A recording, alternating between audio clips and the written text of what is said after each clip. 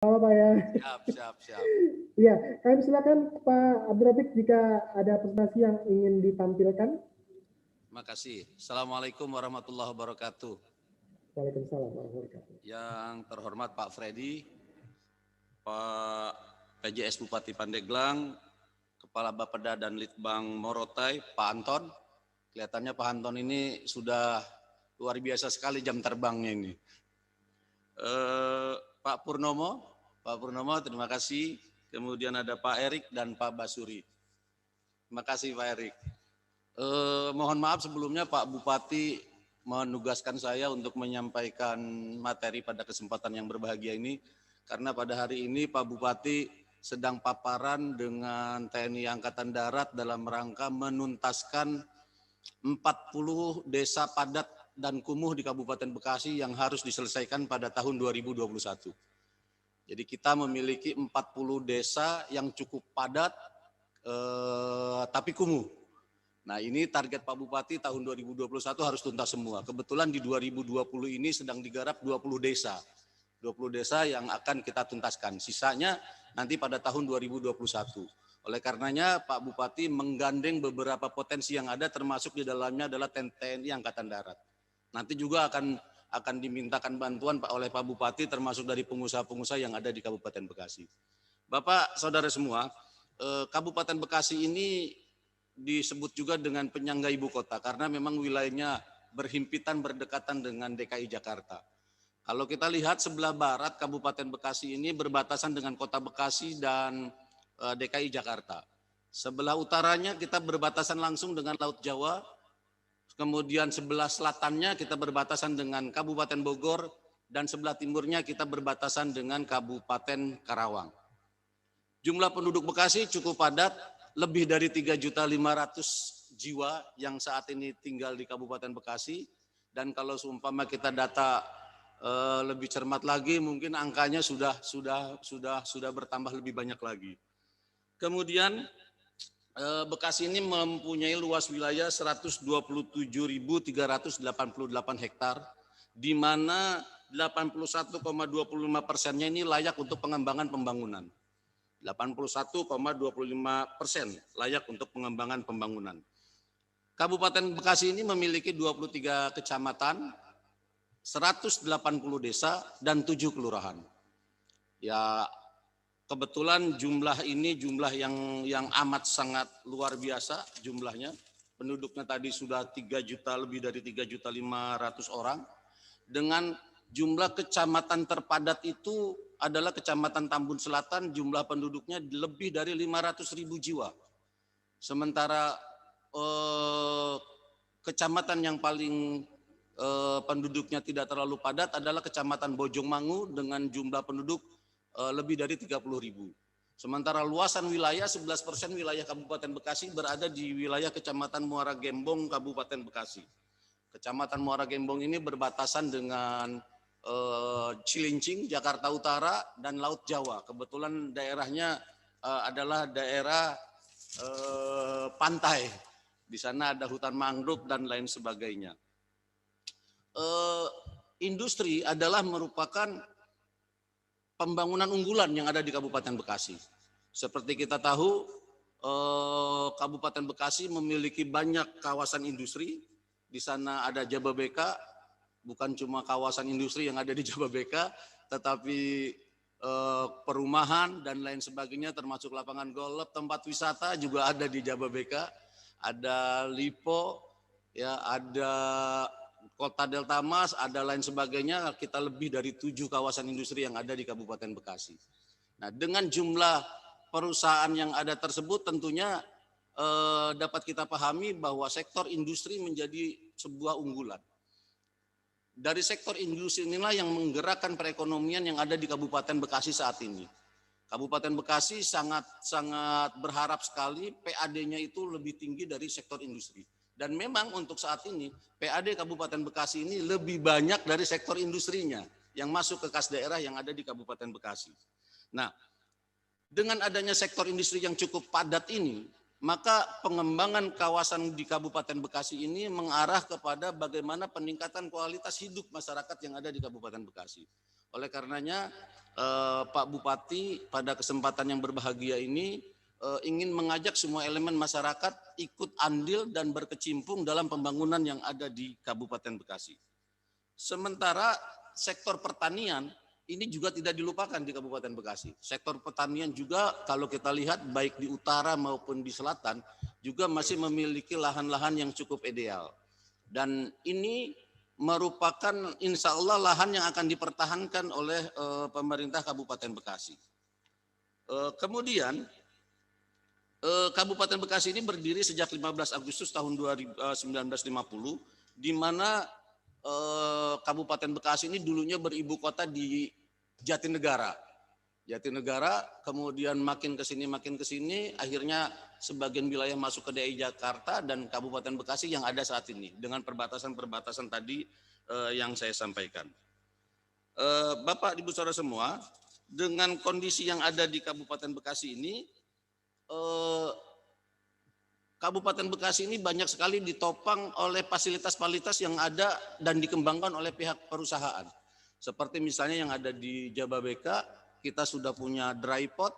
Dry pot ini yang bisa menghubungkan perusahaan-perusahaan yang akan ekspor ke keluar, tentunya tidak perlu jauh-jauh ke Tanjung Priuk. Dry pot yang ada di Jababeka juga merupakan fasilitas yang bisa dinikmati oleh perusahaan-perusahaan yang bukan hanya ada di Bekasi. Perusahaan yang ada di Karawang, ada di Subang, ada di Purwakarta juga bisa melakukan ekspor via Jababeka tadi. Dan ada 2 kantor bea cukai yang melayani ekspor untuk wilayah Kabupaten Bekasi dan sekitarnya, yaitu kantor bea cukai yang ada di Jababeka dan kantor bea cukai yang ada di Cibitung. Oleh karenanya fasilitas ini tentunya amat sangat luar biasa dalam menunjang sektor industri. Dari sisi transportasi, ini Bekasi alhamdulillah sangat diuntungkan dengan berbatasan dengan DKI Jakarta. Kita dilalui oleh jalan tol Jakarta Cikampek, di mana Jakarta Cikampek adalah merupakan arus yang sangat padat yang bisa menghubungkan sampai dengan ke Surabaya, yang juga bisa menghubungkan sampai ke Bandung dan lain sebagainya. Di samping itu sekarang juga sedang dibangun jalan tol Cilincing Cibitung. Cilincing Cibitung, sehingga kebetulan areanya lebih banyak menggunakan di atas, menggunakan jalan layang, sehingga nanti tol Cibitung itu adanya seperti tol jalan layang, tol layang seperti yang ada dari sekarang dari Cikunir sampai dengan Karawang Timur. Jadi lahan-lahannya ada di atas. Kebetulan dengan kondisi tol yang ada di atas itu menghindari dari banjir dan lain sebagainya. Dengan adanya pintu-pintu keluar nantinya, pintu-pintu keluar tol yang sedang dibangun ini, tentunya saya yakin sekali pertumbuhan ekonomi di daerah sekitar jalan tol ini akan semakin bagus sekali. Dan ini akan menghubungkan beberapa kecamatan. Dari Kecamatan Tarumajaya, kemudian masuk ke Kecamatan Babelan, masuk Kecamatan Sukawangi, masuk Tambelang, masuk lagi Kecamatan Tambun Selatan, kemudian masuk ke Kecamatan Cibitung dan menyambung dengan jalan tol Jakarta Cikampek. Nah, di samping itu ada juga yang sedang dilaksanakan oleh pemerintah Provinsi Jawa Barat adalah adanya pembangunan tol dari Cimanggi sampai dengan Sadang, yang jalannya itu nanti tegak lurus dengan jalan tol Jakarta Cikampek sampai dengan ke Sadang, Cipularang. Sehingga nanti kalau dari Bogor ke Bandung itu tidak harus keluar ke jalan tol Jakarta Cikampek, itu bisa langsung masuk langsung ke Sadang. Nah, dengan adanya jalan tol tersebut juga akan memudahkan lalu lintas yang ada di Kabupaten Bekasi. Di samping itu sekarang juga sedang dibangun di sisi, kalau dari Jakarta itu di sisi sebelah kanan kereta cepat Jakarta Bandung. Kereta cepat Jakarta Bandung. Ya, itu sekarang tahap konstruksinya masih sedang berlanjut. Kemudian sisi transportasi juga sedang dibangun, sekarang sudah nyambung KRL, kereta rel listrik dari Jakarta sampai dengan Cikarang. Itu insya Allah sampai dengan dari pagi dari jam 5 sampai dengan jam 24.00 itu kereta bisa menghubungkan Bekasi dengan Jakarta. bisa menghubungkan DKI dengan transportasi yang cukup murah tentunya, kereta rel listrik ini. Dan ini sudah tersambung secara aktif.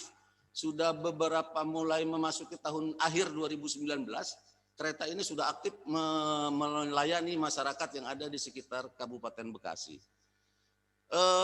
Transportasi air juga sedang dikembangkan. Kita sedang menata transportasi air melalui kawasan yang kita sebut dengan nama CBL, Cikarang Bekasi Laut, yang nanti akan menghubungkan daerah industri yang ada di Bekasi ini langsung ke laut yang ada di Marunda.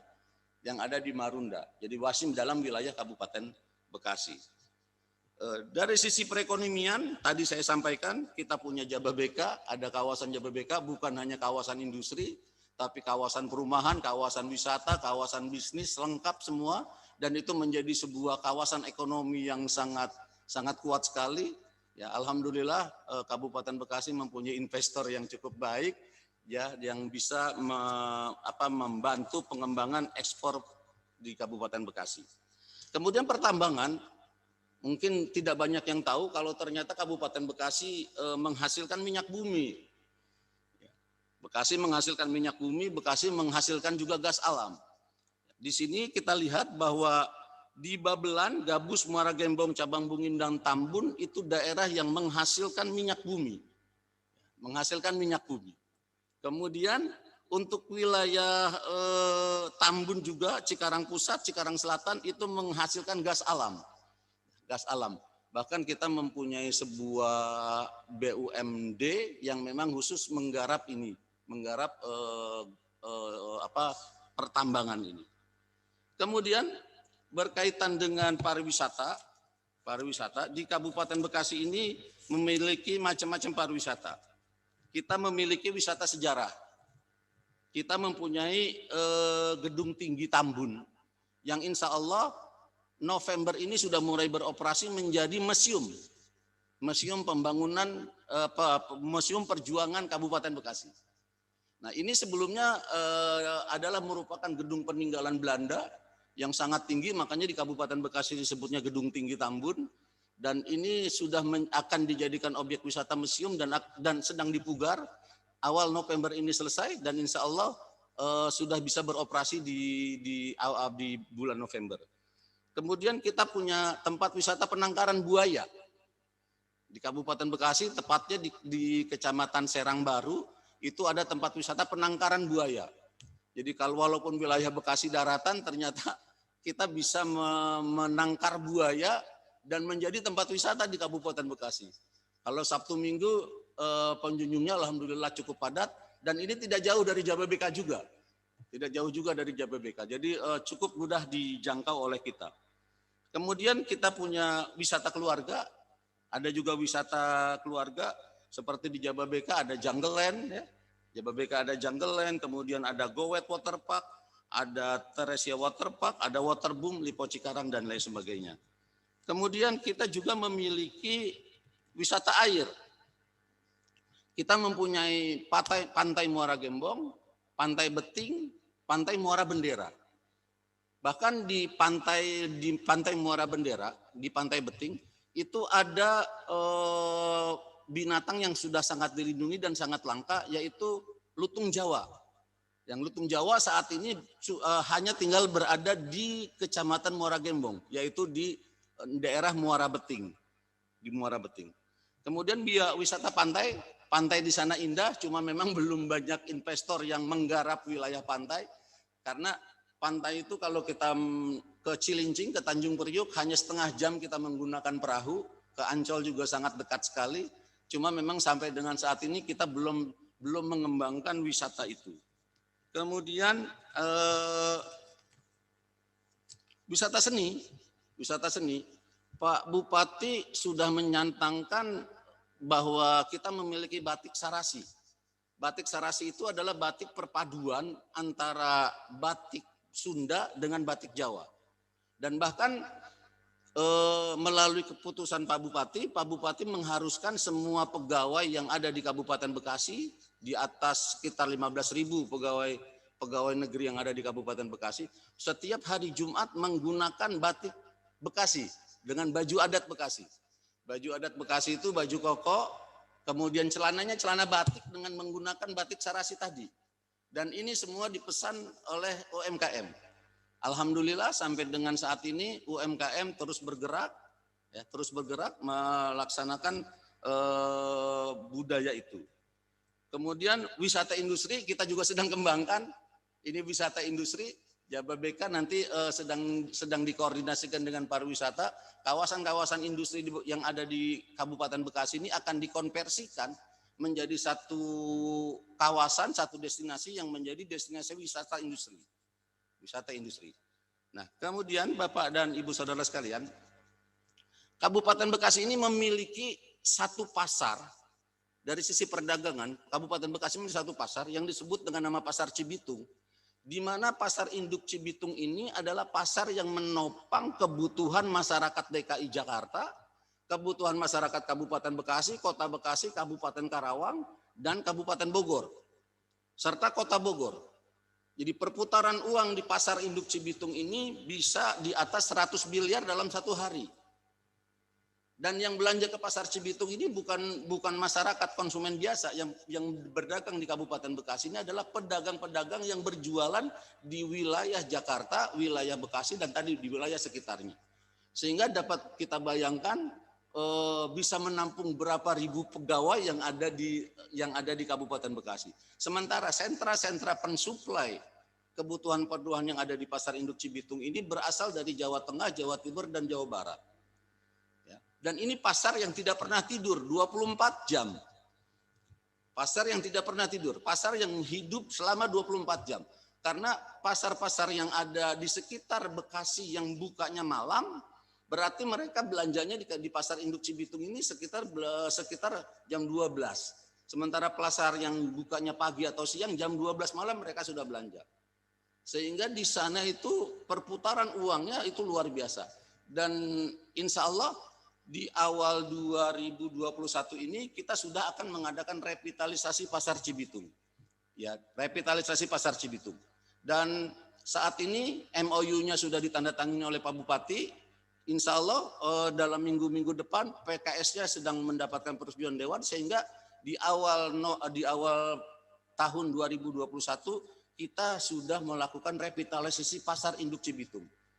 Pasar Induk Cibitung merupakan urat nadi perekonomian, bukan hanya untuk Kabupaten Bekasi, tetapi untuk warga sekitar Kabupaten Bekasi ini merupakan urat nadi karena pensuplai kebutuhan sayur mayur dan buah-buahan yang ada di wilayah sekitarnya. Sehingga kalau seumpama Jababeka dan lain sebagainya masyarakat yang ada di Kabupaten Bekasi ini, insya Allah kebutuhan sayuran, kebutuhan buah-buahan, beras dan lain sebagainya bisa tertangani di wilayah ini. Dan yang terbaru lagi, Pak Bupati sudah mencanangkan bahwa di Kabupaten Bekasi ini semua pasar-pasar yang dikelola oleh pemerintah Kabupaten Bekasi ini sudah bisa melayani penjualan secara online. Jadi ada hikmahnya juga ini dampak COVID-19 yang ada di Indonesia ini, di mana Pak Bupati melakukan terobosan dengan 12 pasar yang sekarang dikelola oleh pemerintah Kabupaten Bekasi bisa melayani masyarakat secara online. Masyarakat beli cabai nggak perlu datang ke pasar, masyarakat beli bawang nggak perlu datang ke pasar, masyarakat tinggal buka website Pemda, mereka pesan dengan daftar harga yang sudah tertera dan informasi harga yang ada di Kabupaten Bekasi ini sudah bisa dapat dilihat di beberapa pasar sudah terpampang. Harga cabai per kilo berapa, harga bawang per kilo berapa. Sehingga dengan demikian masyarakat walaupun belanja secara online tapi harga bisa dipantau oleh masyarakat yang ada di Kabupaten Bekasi. Itu dari sisi perdagangan. Kemudian dari sisi olahraga, pemuda dan olahraga tidak jauh dari Jababeka bahkan masih dalam lingkup kawasan Jababeka kita memiliki stadion yang sudah bertaraf internasional dan insya Allah dalam Piala Dunia usia 21 tahun stadion yang ada di Jababeka itu insya Allah akan dijadikan sebagai tempat penyelenggaraan kejuaraan Piala Dunia usia 21 tahun. Ya, ini merupakan sebuah kebanggaan buat Kabupaten Bekasi bahwa kita sudah bisa menyelenggarakan event yang bersifat dunia di Kabupaten Bekasi ini. Kemarin pada saat Asian Games Asian Games. Stadion ini juga sudah bisa dipakai, bahkan hotel-hotel yang ada di sekitar stadion ini sudah menerima tamu dari dunia yang akan mengikuti Asian Games. Kabupaten Bekasi terus berkembang, terus meminta dukungan dari masyarakat, terus meminta masukan dari masyarakat, dan tentunya partisipasi dari masyarakat sekitarnya. Sementara UMKM yang ada di Kabupaten Bekasi ini yang terdata di kami adalah ada 10.331 UMKM. Nah, yang dilakukan oleh Pak Bupati adalah salah satunya adalah pada saat pandemi COVID ini, masker-masker yang ada, pengadaan masker-masker yang ada di kita, salah satunya itu dibuat oleh para pelaku usaha UMKM yang ada di Kabupaten Bekasi. Sudah lebih dari, bahkan Bupati saat ini sedang mencanangkan 2.500.000 masker yang nanti akan dipesan di dalam UMKM ini.